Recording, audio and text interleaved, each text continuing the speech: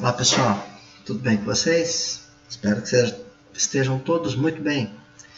Vamos dar início a mais um tema das nossas aulas online. Nós estamos falando de conflitos pelo mundo. Na última aula nós falamos sobre os conflitos na Europa. Vamos falar agora dos conflitos no continente africano. Bom, continente africano. Essa história de conflitos já dura muito tempo. Mas grande parte da história desses conflitos tem a ver com os europeus. Nós daqui a pouco vamos ver isso. Então essas ondas, hoje em dia as ondas de imigrantes que saem do continente africano em direção ao continente europeu, muitas vezes eles estão em busca daquilo que foi tirado deles, que foram principalmente as riquezas.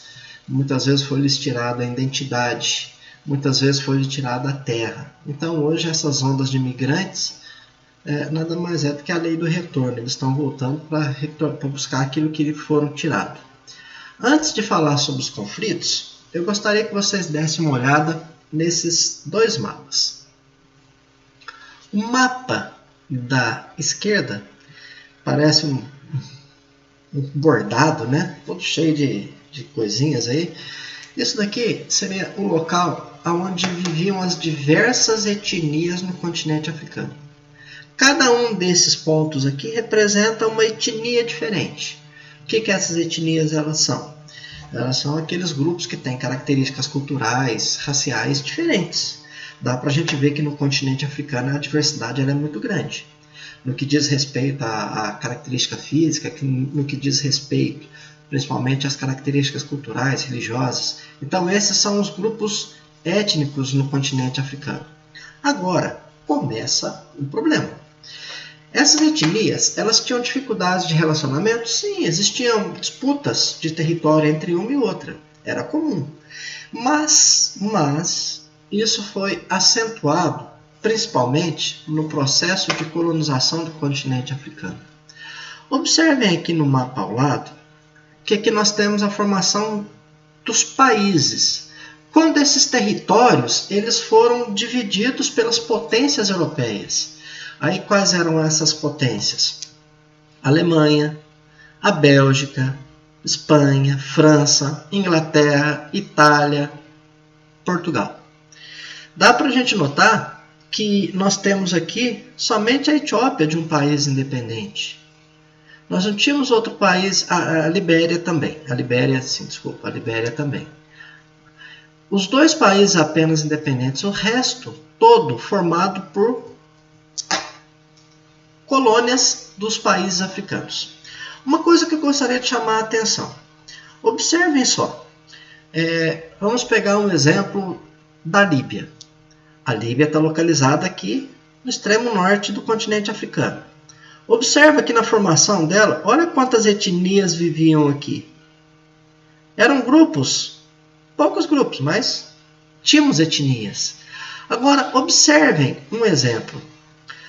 Peguei o caso da Líbia. Se a gente pegar aqui na região central do continente africano, República Democrática do Congo, observa a quantidade de etnia que vivia aqui. Então, a hora que você coloca no mesmo território etnias diferentes. Essas etnias muitas vezes tinham diferenças históricas entre elas, rivalidade entre elas. Você coloca elas vivendo no mesmo país.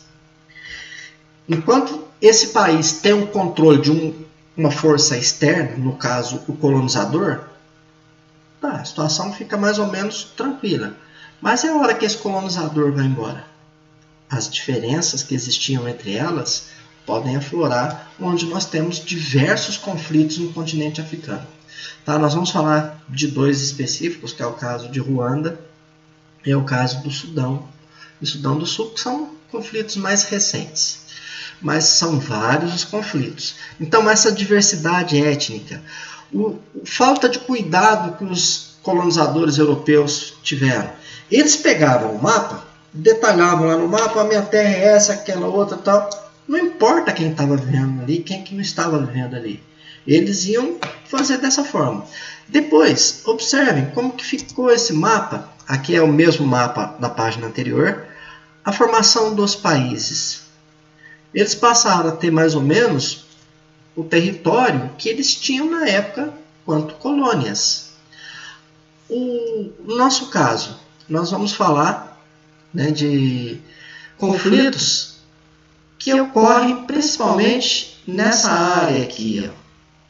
Ruanda é um país muito pequenininho que está localizado aqui, bem nesse meio aqui. Bom, nós vamos ver o que ocorreu lá em Ruanda, porque tamanha briga, tamanha discussão. Bom, no caso do conflito em Ruanda. Ruanda, antes da Primeira Guerra Mundial, Ruanda era colônia alemã. Então, era uma colônia alemã. A composição da população ela era formada basicamente de dois grupos. Lá eram até 3 grupos, mas nós tínhamos 2 grupos majoritários, os maiores, que eram os Hutus que tinham cerca de aproximadamente 90% da população, algo próximo de 90% da população. Eles estão aqui na página 132, tá? Só para localizar no livro de vocês. E depois nós tínhamos os Tutsis.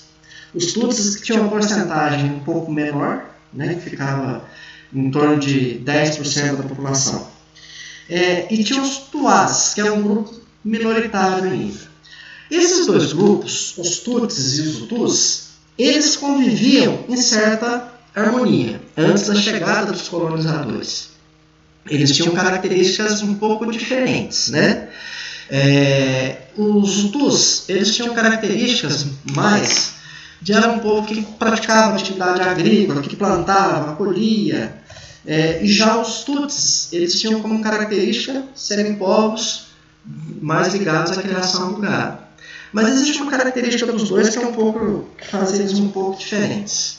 Os Tutsis eram um grupo menor, mas era um povo mais guerreiro. Então era um povo que lutava mais. Pelo fato de eles serem um povo mais guerreiro, eles ampliaram a área de domínio deles. Até mesmo antes da chegada dos colonizadores, sejam eles alemães ou depois, quando a Bélgica passou a controlar a região, depois da Primeira Guerra Mundial, eles já tinham assim, uma certa... os Tutsis já ocupavam uma área maior. E como eles eram um povo guerreiro, usavam da força, os outros já eram mais pacíficos, eles passavam a ter os cargos de chefia. Mas aí quando vieram os colonizadores